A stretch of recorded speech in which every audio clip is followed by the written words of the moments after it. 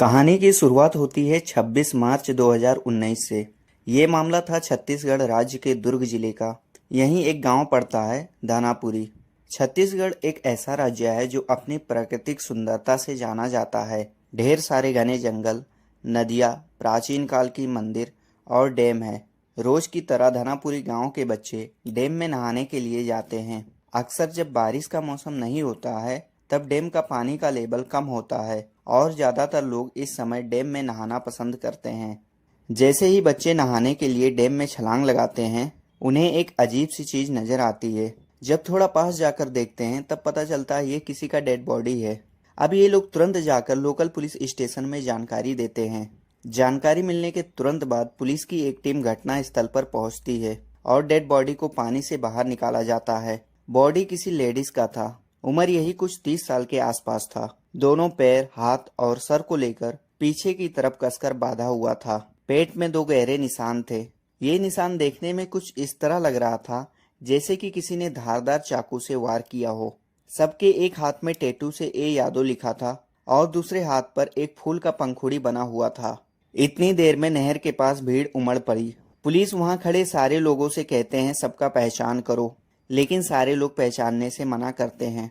अब पुलिस वाले बॉडी का निरीक्षण करके उसे पोस्टमार्टम के लिए सरकारी अस्पताल में भेज देते हैं। पुलिस वाले सबकी शिनाख्त हो पाए इसके लिए सारी संभव कोशिश करते हैं, लेकिन असफल रहते हैं। न्यूज वाले भी इस केस को गंभीरता से लेते हैं, न्यूज चलाते हैं। देखते देखते सोशल मीडिया पर यह केस वायरल होने लगती है। लोकल पुलिस स्टेशन में जानकारी दी जाती है ताकि जल्द से जल्द बॉडी का शिनाख्त हो पाए और दोषी को कड़ी से कड़ी सजा मिले। इस केस ने सारी इंसानियत को शर्मसार कर दिया था। बॉडी को देखने से यही लग रहा था कि किसी हैवान ने कितनी बेरहमी से इसकी हत्या की है। अब पुलिस वाले सारे एंगल से सबकी पुष्टि करने के लिए पर्याप्त कोशिश कर रहे थे। तभी पास की एक लोकल पुलिस स्टेशन से यह जानकारी मिलती है कि यह लाश आंचल यादव नाम की एक लड़की का है। अब पुलिस की एक टेक्निकल टीम आंचल यादव के बारे में और डिटेल निकालने में जुड़ जाती है, जैसे कि उसका एग्जैक्ट लोकेशन, उसके फैमिली मेंबर में कितने लोग थे और वो कहाँ की रहने वाली थी। इसके लिए सोशल मीडिया पर उसकी प्रोफाइल खोजना शुरू कर दिया। जब पुलिस ने फेसबुक पर आंचल यादव नाम सर्च किया तो उन्हें एक ही नाम के कई प्रोफाइल मिले। इसके बाद उन्होंने उन प्रोफाइल की तस्वीरों को नहर से मिली लाश के चेहरे से मिलाना शुरू किया और सारे आईडी से आंचल यादव की फेस को मैच करना शुरू कर दिया। तभी अचानक एक ऐसी प्रोफाइल मिली जिससे आंचल यादव का फेस सेम टू सेम उस प्रोफाइल से मैच कर रहा था। अब पूरा 100% कंफर्म करने के लिए पुलिस उस प्रोफाइल के सारे फोटोज को बारीकी से देखने लगती है और उन्हें उसमें एक फोटो ऐसा भी मिलता है जिस फोटो में एक हाथ में फूल के पंखुड़ी भी बने हुए थे। इसे कंफर्म हो जाता है कि ये प्रोफाइल उसी मृतक लेडीज आंचल यादव की है। पुलिस वाले इस आईडी की मदद से एग्जैक्ट लोकेशन का पता करते हैं तो पता चलता है कि आंचल यादव का घर छत्तीसगढ़ के धमतरी जिले के विवेकानंद कॉलोनी की रहने वाली थी। जब पुलिस ने आंचल यादव के परिवार से संपर्क किया तो उन्हें पता चला कि उसके परिवार में सिर्फ 2 ही सदस्य हैं, उसकी 56 साल की मां ममता यादव और उसका 29 साल का छोटा भाई सिद्धार्थ, जिसे जिम्मी के नाम से भी जाना जाता था। कुछ साल पहले आंचल के पिता राकेश यादव का निधन हो चुका था। उसके बाद घर की सारी जिम्मेदारियां भाई सिद्धार्थ उठाते थे। आंचल के घर का आर्थिक स्थिति कुछ ज्यादा अच्छा नहीं था, लेकिन दूसरी तरफ उसकी जिंदगी को देखकर लग नहीं रहा था कि उसके घर की आर्थिक स्थिति इतनी खराब है, क्योंकि वो इंडिपेंडेंट लड़की थी और अपने मर्जी की जिंदगी जीती थी। यह बुनियादी जानकारी इकट्ठा करने के बाद पुलिस ने सिद्धार्थ को लाश की पहचान के लिए बुलाया। जैसे ही सिद्धार्थ ने लाश देखी, उसने तुरंत उसे अपनी बहन आंचल यादव के रूप में पहचान लिया। यह कहते हुए उसकी आंखों में आंसू आ गए। पुलिस ने उसे भरोसा दिलाया कि वो जल्द ही उसकी बहन के हत्यारे को पकड़ लेंगे। जब पुलिस आंचल के भाई सिद्धार्थ यादव से बात कर रही थी तो पता चलता है कि आंचल कोई मामूली लड़की नहीं, बल्कि छत्तीसगढ़ की एक जानी मानी मॉडल थी। वह अपनी मॉडलिंग की वजह से ज्यादातर रायपुर में ही रहती थी। ठाट बाट ऐसे थे कि वीआईपी रोड पर उसने 35,000 महीने के किराए का एक आलीशान घर ले रखा था, जो कि एक बड़ी बात है। आंचल को ग्लैमर्स और हाई प्रोफाइल लाइफ जीने का बहुत शौक था। वह हर दिन हजारों रुपए पानी की तरह बहाती थी। करियर की शुरुआत तो उसने एक इंश्योरेंस एजेंट के तौर पर की थी, लेकिन अपनी खूबसूरती के दम पर वह जल्द ही मॉडलिंग की दुनिया में आ गई। धीरे धीरे उसका उठना बैठना रायपुर के बड़े रईसों के साथ हो गया। वह अक्सर उनकी शानदार पार्टियों में नजर आती थी और उसका खुद का एक पर्सनल फोटोग्राफर भी था जो हमेशा उसके सोशल मीडिया के लिए शूट करता रहता था। उसकी लाइफ स्टाइल देखकर हर किसी को यही लगता था कि वह कोई बड़ी फिल्म स्टार है। पर अजीब बात यह थी कि किसी ने उसे कभी किसी फिल्म या बड़े विज्ञापन में देखा नहीं था। जब पुलिस ने छानबीन शुरू की तो उसकी मां ममता यादव ने बताया कि 25 मार्च 2019 तक सब कुछ ठीक चल रहा था। उस दिन आंचल यादव किसी कोर्ट केस के सिलसिले में रायपुर से धमतरी गई थी। वहां से काम निपटाकर वह रात के करीब 9 बजे वापस धमतरी की विवेकानंद कॉलोनी में अपने मां और भाई के घर लौट आई थी। किसी को अंदाजा भी नहीं था कि उसके बाद क्या होने वाला है। उसी रात आंचल को एक कॉल आता है। किसी ने उसको मिलने के लिए बुलाया था। रात ज़्यादा होने के कारण उसकी मां ममता यादव उसे रोकती है, जाने से मना करती है। लेकिन आंचल यादव उनकी बात अनसुनी करके उन्हें यह कहकर घर से चली गई कि मैं आधे घंटे में रिटर्न आ जाऊंगी। ममता यादव आगे बताती है कि उसने देखा किसी एक आदमी की बाइक पर बैठकर गई थी। तभी पुलिस पूछते हैं, क्या आपने उस बाइक वाले का चेहरा देखा था? ममता यादव कहती है कि रात ज़्यादा होने के कारण उसका चेहरा मैं नहीं देख पाई। इस बीच पुलिस को आंचल की शुरुआती पोस्टमार्टम रिपोर्ट भी मिल चुकी थी, जिसमें यह सामने आया कि उसका शव 12 घंटा से ज़्यादा समय तक पानी में रहा था। इसका मतलब यह था कि मोटरसाइकिल वाले आदमी से मिलने के थोड़ी ही देर बाद हत्यारे ने उसकी हत्या कर दी थी। रिपोर्ट में यह भी पाया गया कि आंचल के साथ किसी भी तरह का यौन उत्पीड़न नहीं हुआ था। पुलिस अपनी जांच को आगे ही बढ़ा रही थी कि उन्हें आंचल यादव के अतीत से जुड़ी कुछ ऐसी घटनाओं के बारे में पता चला जिसने इस केस को एक नया मोड़ दे दिया। जांच में सामने आया कि 25 मार्च 2019 को आंचल रायपुर से धमतरी आई थी, जहां उसे एक धोखाधड़ी के मामले में सुनवाई में शामिल होना था। रायपुर में रहने के दौरान आंचल की मुलाकात जगदलपुर शहर के एक व्यक्ति से हुई थी, जो उसके घर से लगभग 188 मील दूर था। आंचल ने उस वक्त ये कहकर पैसे लिए थे कि वह उसे विवेकानंद कॉलोनी में स्थित अपना घर बेच देगी, जहां उसकी मां और भाई रहते थे। लेकिन बाद में उसने ना तो वह घर बेचा, ना ही पैसे वापस किए। इसी वजह से उस व्यक्ति ने कुछ साल पहले आंचल के खिलाफ धोखाधड़ी का केस दर्ज कर दिया था। पुलिस को यह भी पता चला कि जब आंचल एक इंश्योरेंस एजेंट के रूप में काम कर रही थी, तब उसकी मुलाकात एक फॉरेस्ट ऑफिसर से हुई थी। साल 2014 में उस फॉरेस्ट ऑफिसर ने आंचल यादव के खिलाफ ब्लैकमेल और वसूली का केस दर्ज कराया था। अधिकारियों के अनुसार आंचल उस पर शादी करने का दबाव बना रही थी, लेकिन जब उसने मना कर दिया तो आंचल ने सारी हदें पार कर दी। उसने उस फॉरेस्ट ऑफिसर पर आरोप लगाया कि उसने शादी का झांसा देकर उसका शारीरिक शोषण किया है। वहीं फॉरेस्ट ऑफिसर का दावा था कि आंचल ने उसका प्राइवेट वीडियो छुपकर रिकॉर्ड कर लिया था और उसी के जरिए वह उससे 5 करोड़ की मांग कर रही थी। इस शिकायत के बाद उस समय आंचल को गिरफ्तार भी किया गया था। हालांकि इन सब घटनाओं का उसके पिता राकेश यादव पर बहुत बुरा असर पड़ा। उनकी तबीयत बिगड़ने लगी और कुछ ही समय बाद उनका निधन हो गया। यह सारी बातें जानने के बाद आंचल यादव मर्डर केस की जांच कर रही पुलिस की एक टीम रायपुर में स्थित उसके आलीशान घर की तलाशी लेने पहुंची। तलाशी के दौरान पुलिस को एक पेन ड्राइव, एक लैपटॉप, कई कॉम्पैक्ट डिस्क, 3 सिम कार्ड, एक हार्ड डिस्क और कई अश्लील तस्वीरें मिली। जांच में सामने आया कि आंचल ने उस हार्ड डिस्क और कॉम्पैक्ट डिस्क में कई प्रभावशाली लोगों के अश्लील वीडियो संभाल कर रखे हुए थे। घर से काफी मजबूत सबूत मिलने के बाद पुलिस ने उस घर को भी सील कर दिया। अब पुलिस आंचल के मर्डर की जांच कई अलग अलग एंगल से कर रही थी। उन्हें शक था कि यह मामला किसी बड़े पैसे के लेन देन से जुड़ा हो सकता है, क्योंकि ऐसे हाई प्रोफाइल मामले में अक्सर कई वजह सामने आती है। जांच के दौरान पुलिस जगदलपुर के उस आदमी से भी मिली जिसे आंचल ने अपना घर बड़ी रकम में बेचने का वादा किया था, लेकिन बाद में उसने घर नहीं बेचा। पुलिस को शक हुआ कि कहीं पैसे वापस न मिलने की वजह से उसने आंचल की हत्या तो नहीं करवा दी, लेकिन पूछताछ के बाद वह पूरी तरह निर्दोष पाया गया। इसके बाद पुलिस ने उस फॉरेस्ट ऑफिसर से भी पूछताछ की और यह एंगल भी जांच किया कि आंचल के सोशल मीडिया का कोई फैन ही उसका किलर तो नहीं है। लेकिन आंचल की मां ममता यादव के मुताबिक 25 मार्च की रात देर से आंचल को एक कॉल आया था, जिसके बाद वह घर से निकली थी। हैरानी की बात यह थी कि जब पुलिस ने कॉल रिकॉर्ड चेक किए तो जिस समय ममता यादव ने बताया था कि आंचल घर से निकली, उस समय उसके फ़ोन पर किसी भी नंबर से कोई कॉल नहीं आया था। इसके साथ ही पुलिस आंचल के धमतरी वाले घर के आसपास लगे सभी सीसीटीवी कैमरे की भी जांच लगातार कर रही थी। जहां उसकी मां और भाई रहते थे। हालांकि फोटोज में आंचल और उस आदमी को मोटरसाइकिल पर जाते हुए नहीं देखा गया, लेकिन इसमें आंचल के भाई सिद्धार्थ यादव जरूर दिखाई दिए। वह धमतरी जिले के रतन डैम चौक के पास लगे सीसीटीवी कैमरे में कैद हुए थे, जब वह अपनी बहन आंचल की कार चला रहे थे। पुलिस को जो बात सबसे ज़्यादा अजीब लगी वो यह थी कि कार के अंदर और बाहर की सभी लाइटें, यहाँ तक कि हेडलाइट भी बंद थी, जबकि उस समय बहुत ज़्यादा अंधेरा था। इतनी कम रोशनी के बावजूद पुलिस ने सिद्धार्थ को उसकी चेहरे की बनावट से पहचान लिया। कॉल रिकॉर्ड और सीसीटीवी फोटोज ने आंचल मर्डर केस की जांच की दिशा पूरी तरह बदल दी, क्योंकि उसके कॉल रिकॉर्ड में कोई भी संदिग्ध व्यक्ति नहीं मिला था।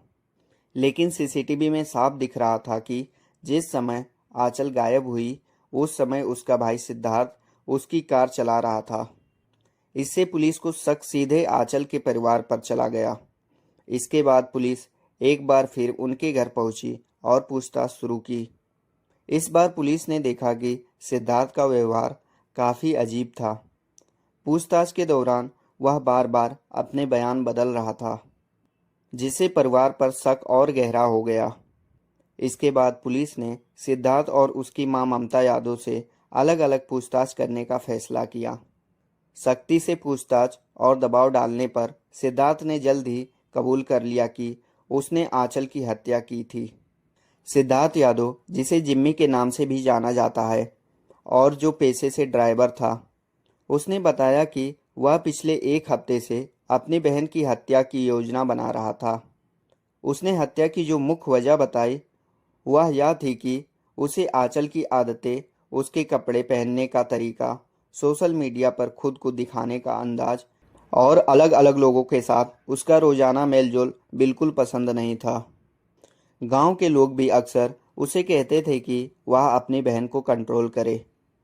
वो उसके कपड़े, सोशल मीडिया पर डाली गई तस्वीरें और उसके घर पर कम रहने को लेकर बात बनाते थे। सिद्धार्थ को अपने दोस्त और गांव वालों से अपनी बहन के बारे में कई तरह की ताने और अपमानजनक बातें सुननी पड़ती थी। इस बात से सिद्धार्थ ने तय किया वह आंचल को समझाएगा, लेकिन जब उसने समझाने की कोशिश की तो आंचल ने साफ कह दिया कि वह अपनी ज़िंदगी अपने तरीके से जीना चाहती है। सिद्धार्थ पहले से ही इन सब बातों से परेशान था, लेकिन एक पुरानी बात जो उनके पिता के जिंदा रहते हुए थी, इस हत्या की सबसे बड़ी वजह बन गई।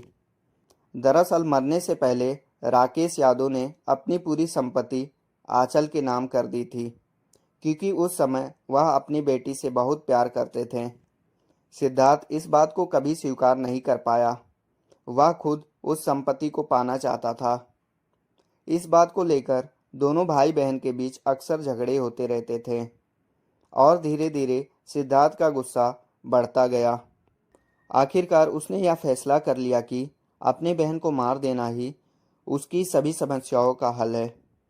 इससे उसे ना तो गांव वालों के तानों का सामना करना पड़ेगा और आंचल के नाम की संपत्ति भी अपने आप उसके पास आ जाएगी। जब सिद्धार्थ ने आंचल को मारने का फैसला कर लिया तो उसने पुलिस को बताया कि उसने 25 मार्च से एक हफ्ते पहले ही उसकी योजना बनानी शुरू कर दी थी। उसने सबसे पहले यह सोचा कि कब, कहां और कैसे वह इस हत्या को अंजाम देगा।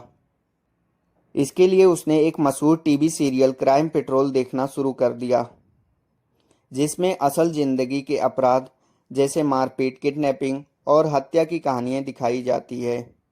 उसने सबसे पहले यह सोचा कि कब, कहां और कैसे वह इस हत्या को अंजाम देगा। इसके लिए उसने एक मशहूर टीवी सीरियल क्राइम पेट्रोल देखना शुरू किया, जिसमें असल जिंदगी के अपराध जैसे मारपीट, किडनैपिंग और हत्या की कहानियां दिखाई जाती है। अपने बहन की हत्या के लिए तारीख और जगह तय करने के बाद सिद्धार्थ ने उस पूरे रास्ते की रेकी भी की जहां वो लाश को ठिकाने लगाना चाहता था। अब सिद्धार्थ बेसब्री से 25 मार्च का इंतजार कर रहा था, क्योंकि उसे पता था कि उस दिन आंचल को अपने केस की सुनवाई के लिए धमतरी कोर्ट आना ही होगा। जैसे जैसे 25 मार्च 2019 की तारीख नज़दीक आई, उसी सुबह जब आंचल अपनी माँ और भाई के घर पहुंची तो दोनों के बीच एक बार फिर से झगड़ा शुरू हो गया। इस बार विवाद आंचल के कपड़ों को लेकर हुआ।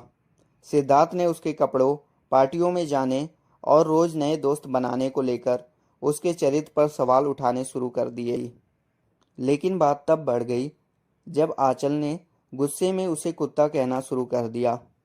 असल में जब आंचल धमतरी जिले में अपने पुराने घर आई थी तो वह अपने साथ 4 पालतू कुत्ते भी लाई थी, जिनकी कीमत करीब लाखों में थी।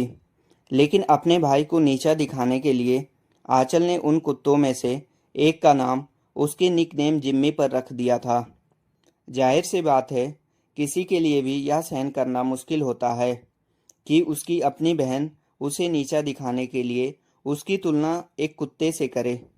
यही बात यहाँ भी हुई जब आंचल ने उसकी तुलना एक कुत्ते से कर दी। यह सुनकर सिद्धार्थ का गुस्सा फूट पड़ा। गुस्से में आकर उसने आंचल को थप्पड़ मार दिया और यहीं से 25 मार्च 2019 को दोनों के बीच झगड़े की शुरुआत हो गई। सिद्धार्थ के थप्पड़ मारने के बाद आंचल भी बेहद गुस्से में आ गई। वह तुरंत किचन से एक चाकू ले आई और अपने भाई सिद्धार्थ पर हमला कर दिया। हालांकि सिद्धार्थ ने किसी तरह खुद को इस हमले से बचा लिया, लेकिन जब उसे लगा कि उसकी जान को खतरा है तो उसने किसी तरह आंचल के हाथ से चाकू छीन लिया। इसके बाद सिद्धार्थ ने उसी चाकू से आंचल पर हमला करने की कोशिश की और इसी दौरान उसने अचानक चाकू आंचल के पेट में घोंप दिया। उस समय दोनों भाई बहन गुस्से में इतने अंधे हो चुके थे कि उन्हें समझ ही नहीं आ रहा था कि वो क्या कर रहे हैं। इसी वजह से सिद्धार्थ ने लगातार 2 बार आंचल पर वार कर दिया। हालांकि उसका गुस्सा अभी पूरी तरह शांत नहीं हुआ था, लेकिन इन दोनों वारों के बाद आंचल अचानक जमीन पर गिर पड़ी।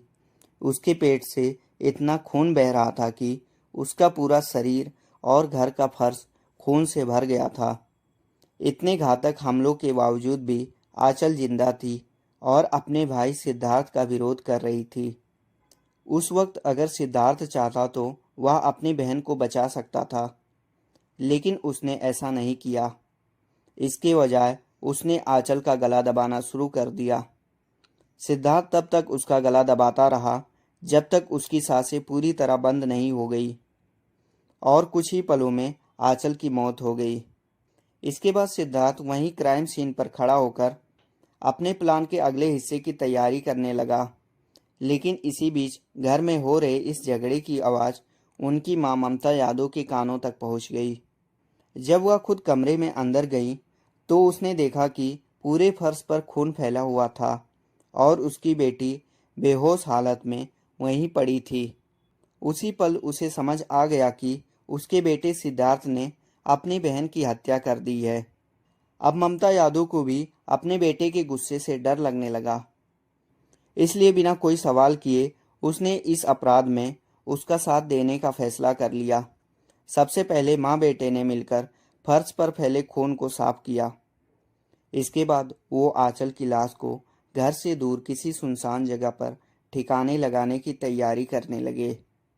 लाश को कार में आसानी से फिट करने के लिए उन्होंने उसके दोनों हाथ और पैर पीछे की तरफ मोड़कर रस्सी से गर्दन के साथ बांध दिए। लेकिन लाश को कार में रखने से पहले सिद्धार्थ ने उसकी महंगी रोलेक्स घड़ी, डायमंड नेकलेस और सोने की ब्रासलेट निकाल लिए। फिर उसने एक टेबल लैंप खोलकर इन सभी चीज़ों को उसके अंदर छिपा दिया। सिद्धार्थ के प्लान के मुताबिक उसे आंचल की लाश को उनके घर के पास वाली नहर में फेंकना था और उसी कार का इस्तेमाल करके लाश को वहां ले जाया जाना था। यह सब उसने 1 हफ्ता पहले ही सोच लिया था। लेकिन अगर लाश को ऐसे ही कार में रखते तो डिक्की या पिछली सीट खून से भर जाती। इसलिए उन्होंने लाश को प्लास्टिक में लपेटकर कार की डिक्की में रख दिया।